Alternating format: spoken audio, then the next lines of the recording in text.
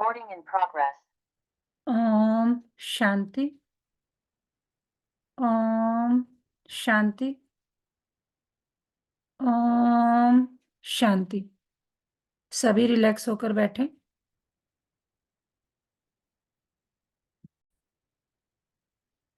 बुद्धि को चारों तरफ से हटाकर पूरा ध्यान भ्रुकुटी के मध्य में। ये मुझ आत्मा का निवास स्थान है। मैं आत्मा इस शरीर की मालिक हूँ। मैं आत्मा इन कर्मेंद्रियों की मालिक हूँ। मैं बहुत बहुत बहुत कोटों में कोई और कोई में भी कोई भाग्यवान आत्मा मैं हूँ कि परमपिता परमात्मा शिव बाबा ने मुझे अपना बनाया है और रोज मुझे गुणों से, शक्तियों से, ज्ञान से भरपूर करते जाते हैं। तो इसी नशे में स्थित होकर वाह मेरा भाग्य, वाह मेरा बाबा और वाह ये ड्रामा, हम सभी आत्माएं अपने परमपिता परमात्मा शिव बाबा के महावाक्य सुनेंगे। ओम शांति। आज 2 फरवरी 2024 बाबा के महावाक्य हैं। पहले सुनते हैं मुरली का सार। मीठे बच्चे, ऊंच पद पाने के लिए बाप तुम्हें जो पढ़ाते हैं उसे ज्यों का त्यों धारण करो, सदा श्रीमत पर चलते रहो। प्रश्न, कभी भी अफसोस न हो उसके लिए किस बात पर अच्छी तरह विचार करो। उत्तर, हर एक आत्मा जो पार्ट बजा रही है वह ड्रामा में एक्यूरेट नोंधा हुआ है। यह अनादि और अविनाशी ड्रामा है। इस बात पर विचार करो तो कभी भी अफसोस नहीं हो सकता। अफसोस उन्हें होता जो ड्रामा के आदि मध्य अंत को रियलाइज नहीं करते हैं। तुम बच्चों को इस ड्रामा को ज्यों का त्यों साक्षी होकर देखना है। इसमें रोने रूसने की कोई बात नहीं है। ओम शांति। रूहानी बाप बैठ रूहानी बच्चों को समझाते हैं कि आत्मा कितनी छोटी है, बहुत छोटी है, और छोटी सी आत्मा से शरीर कितना बड़ा देखने में आता है। छोटी आत्मा अलग हो जाती है तो फिर कुछ भी नहीं देख सकती। ये शरीर किसी काम का ही नहीं अगर यह शरीर से आत्मा निकल जाती है। आत्मा के ऊपर विचार किया जाता है। इतनी छोटी बिंदी क्या क्या काम करती है। मैग्नीफाई ग्लास होते हैं, उनसे छोटे छोटे हीरो को देखा जाता है, कोई दाग आदि तो नहीं है। तो आत्मा भी कितनी छोटी है, कैसे मैग्नीफाई ग्लास है जिससे देखते हो। रहती कहाँ है, क्या कनेक्शन है। इन आंखों से कितना बड़ा धरती आसमान देखने में आता है। बिंदी निकल जाने से कुछ नहीं रहता। जैसे बिंदी बाप वैसे बिंदी आत्मा।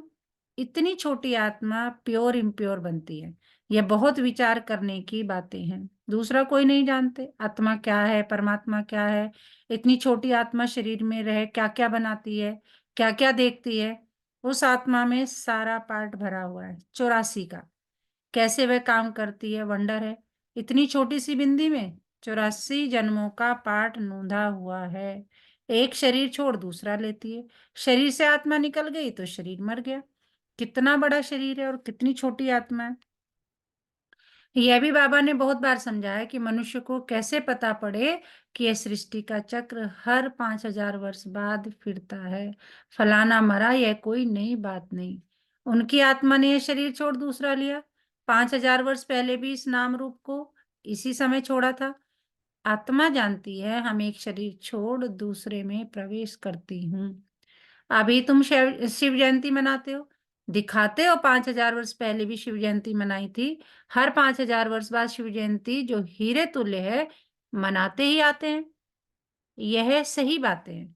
विचार सागर मंथन करना होता है जो औरों को समझा सके। यह त्योहार होते हैं। तुम कहेंगे नहीं, बात नहीं, हिस्ट्री रिपीट होती है। जो फिर 5000 वर्ष बाद जो भी पाठधारी है वह आत्मा, वह अपना शरीर लेते हैं। एक नाम रूप देश काल छोड़ दूसरा लेते हैं। इस पर विचार सागर मंथन कर ऐसा लिखें जो मनुष्य वंडर खाए। बच्चों से हम पूछते हैं ना, आगे कब मिले हो। इतनी छोटी आत्मा से ही पूछना होता है ना, तुम इस नाम रूप में आगे कब मिले थे। आत्मा ने सुना तो बहुत कहते हैं हाँ बाबा आपसे कल पहले मिले थे। सारा ड्रामा का पार्ट बुद्धि में है। वह होते हैं हद के ड्रामा के एक्टर। यह है बेहद का ड्रामा। यह ड्रामा बड़ा एक्यूरेट है, इसमें जरा भी फर्क नहीं पड़ सकता। वह वाइस्कोप होते हैं हद के। मशीन पर चलते हैं, 2-4 रोल भी हो सकते हैं जो फिरते हैं। यह तो अनादि अविनाशी एक ही बेहद का ड्रामा है। इसमें कितनी छोटी आत्मा एक पार्ट बजाए दूसरा बजाती है। 84 जन्मों का कितना बड़ा फिल्म रोल होगा। यह कुदरत है, कोई की बुद्धि में बैठेगा। है तो रिकॉर्ड में इसे बड़ा वंडरफुल है। 84 लाख तो हो न सके, 84 का ही चक्र है। इनकी पहचान कैसे दी जाए? अखबार वालों को भी समझाओ तो डालेंगे, मैगजीन में भी घड़ी घड़ी डाल सकते हैं। हम इस संगम के समय ही बातें करते हैं। सतयुग में तो ये बातें होंगी नहीं, न कलयुग में होगी। जानवर आदि जो भी कुछ है सबके लिए कहेंगे, फिर 5000 वर्ष के बाद देखेंगे, फर्क नहीं पड़ सकता। ड्रामा में सारी नूंद है। सतयुग में जानवर भी बहुत खूबसूरत होंगे। ये सारी वर्ल्ड की हिस्ट्री ज्योग्राफी रिपीट होगी। जैसे ड्रामा की शूटिंग होती है, मक्खी उड़ी वह भी निकल गई तो फिर रिपीट होगी। अब हम इन छोटी छोटी बातों का ख्याल तो नहीं करेंगे। पहले तो बाप खुद कहते हैं, हम कल्प कल्प संगम योगेश भाग्यशाली रथ पर आता हूँ। आत्मा ने कहा, कैसे इसमें आते हैं, इतनी छोटी बिंदी है। उनको फिर ज्ञान का सागर कहते हैं। यह बातें तुम बच्चों में भी जो समझे वे समझ सकते हैं, जो समझू है वो समझ सकते हैं। हर 5000 वर्ष के बाद मैं आता हूँ। कितनी है वैल्यूएबल पढ़ाई है। बाप के पास ही एक्यूरेट नॉलेज है जो बच्चों को देते हैं। तुम्हारे से कोई पूछे तुम झट कहेंगे। सतयुग की आयु 1250 वर्ष की है। एक एक जन्म की आयु 150 वर्ष होती है। कितना पार्ट बचता है, बुद्धि में सारा चक्र फिरता है। बाबा ने हमें आकर इस संगम युग पर इस सृष्टि की पूरी हिस्ट्री ज्योग्राफी समझाई है। पूरा जो चक्र है, सुदर्शन चक्र, वो समझाया कि हम कौन थे, हम कहाँ थे, हम कैसे थे, हम क्या बनेंगे, कैसे बनेंगे। तो बाबा कह रहे हम 84 जन्म लेते हैं, सारी सृष्टि ऐसे चक्र में फिरती रहती है। ये अनादि अविनाशी बना बनाया ड्रामा है। इसमें नई एडिशन हो नहीं सकती। गायन भी ये चिंता ताकि कीजिए जो अनहोनी हो। जो कुछ होता है ड्रामा में नूंद है, साक्षी होकर देखना पड़ता है। उस नाटक में कोई ऐसा पार्ट होता है तो जो कमजोर दिल वाले होते हैं वो रोने लग पड़ते हैं। है तो नाटक ना, यह रियल है। इसमें हर आत्मा अपना पार्ट बजाती है। ड्रामा कभी बंद नहीं होता है। इसमें रोने रूसने की कोई बात नहीं, कोई भी नई बात थोड़ी है। अफसोस उनको होता है जो ड्रामा के आदि मध्य अंत को रियलाइज नहीं करते। यह भी तुम जानते हो। इस समय जो हम इस ज्ञान से पद पाते हैं, चक्र लगाकर फिर वही बनेंगे। यह बड़ी आश्चर्यवत विचार सागर मंथन करने की बातें हैं। कोई भी मनुष्य इन बातों को नहीं जानते। बाबा कह रहे सिवाय तुम्हारे। और तुम भी कैसे जानते हो? तुम्हें तो मैंने आके बताया। ऋषि मुनि भी कहते थे हम रचता और रचना को नहीं जानते। उनको क्या पता कि रचता इतनी छोटी बिंदी है, वही नई सृष्टि का रास्ता है। तुम बच्चों को पढ़ाते हैं, ज्ञान का सागर है। यह बातें तुम बच्चे ही समझाते हो। तुम थोड़े कहेंगे हम नहीं जानते हैं। तुमको बाप इस समय सब समझाते हैं। तुमको कोई भी बात में अफसोस करने की जरूरत नहीं, सदैव हर्षित रहना। उस ड्रामा की फिल्म चलते चलते घिस जाएगी, पुरानी हो जाएगी, फिर बदली करेंगे, पुरानी को खलास कर देते हैं। यह तो बेहद का अविनाशी ड्रामा है। ऐसी ऐसी बातों पर विचार कर पक्का कर लेना चाहिए। यह ड्रामा है। हम बाप की श्रीमत पर चल पतित से पावन बन रहे हैं, और कोई बात हो नहीं सकती जिससे हम पतित से पावन बन जाएं अथवा तमो प्रधान से सतो प्रधान बने। पाठ बजाते बजाते हम सतो प्रधान से तमो प्रधान बने हैं, फिर सतो प्रधान बनना है। न आत्मा विनाश को पा सकती, न पाठ विनाश को पा सकता। ऐसी ऐसी बातों पर कोई का विचार नहीं चलता। मनुष्य तो सुनकर वंडर खाएंगे। वह तो सिर्फ भक्ति मार्ग के शास्त्री पढ़ते हैं। रामायण भागवत गीता आदि वही है। इसमें तो विचार सागर मंथन करना होता है। बेहद का बाप जो समझाते हैं उसको जो का त्यों हम धारण कर लें तो अच्छा ही पद पा लें। सब एक जैसी धारणा नहीं कर सकते हैं। कोई तो बहुत महीनता से समझाते हैं। आजकल जेल में भी भाषण करने जाते हैं, वैश्याओं के पास भी जाते हैं, गूंगे बहरों के पास भी बच्चे जाते होंगे, क्योंकि उनका भी हक है। इशारे से समझ सकते हैं। आत्मा समझने वाली तो अंदर है ना। चित्र सामने रख दो, पढ़ तो सकेंगे ना। बुद्धि तो आत्मा में है ना। भल धंधे लूले लंगड़े हैं, अंधे लूले लंगड़े हैं, परंतु कोई न कोई प्रकार से समझ सकते हैं। अंधों के कान तो है ना। तुम्हारा सीढ़ी का चित्र तो बहुत अच्छा है। यह नॉलेज कोई को भी समझाकर स्वर्ग में जाने लायक बना सकते हो। आत्मा बाप से वर्षा ले रही है। आज बाबा समझा रहे हैं कि ये जो ज्ञान है इस पर हर किसी का अधिकार है। हर किसी का बाबा कह रहे, हर आत्मा को तरीका बता रहे, कुछ न कुछ तरीका, युक्ति निकालो। हम्म। बाबा कह रहे आत्मा बाप से वर्षा ले सकती है, स्वर्ग में जा सकती है, करके ऑर्गन्स डिफेक्टेड है, वहां तो लूले लंगड़े होते नहीं, वहां आत्मा और शरीर दोनों कंचन मिल जाते हैं सतयुग में। तो प्रकृति भी कंचन है, नई चीज जरूर सतो प्रधान होती है।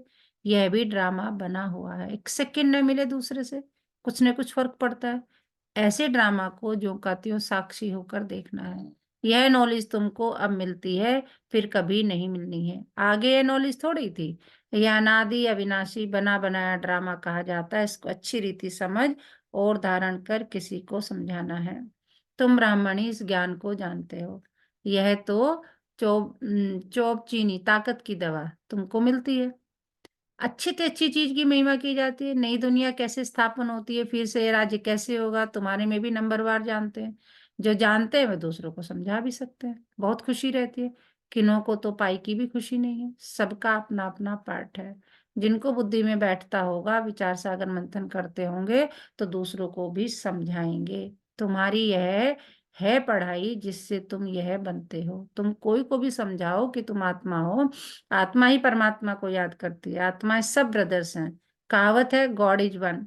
बाकी सब मनुष्यों में आत्मा है। सब आत्माओं का पारलौकिक बाप एक है। जो पक्के निश्चय बुद्धि होंगे उनको कोई फिरा नहीं सकते, कच्चे को जल्दी फिरा देंगे। सर्वव्यापी के ज्ञान पर कितनी डिबेट करते हैं, वह भी अपने ज्ञान पर पक्के हैं। हो सकता है हमारे इस ज्ञान का न हो। उनको देवता धर्म का कैसे कह सकते। आदि सनातन देवी देवता धर्म तो प्रायः लोप है। तुम बच्चों को मालूम है हमारा ही आदि सनातन धर्म पवित्र प्रवृत्ति वाला था। अब तो अपवित्र हो गया। जो पहले पूज्य थे वही पुजारी बन पड़े हैं। बहुत पॉइंट्स कंट होंगे तो समझाते रहेंगे।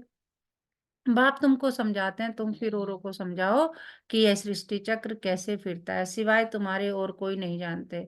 तुम्हारे में भी नंबरवार है। बाबा को भी घड़ी घड़ी पॉइंट्स रिपीट करनी पड़ती है, क्योंकि नए नए आते हैं।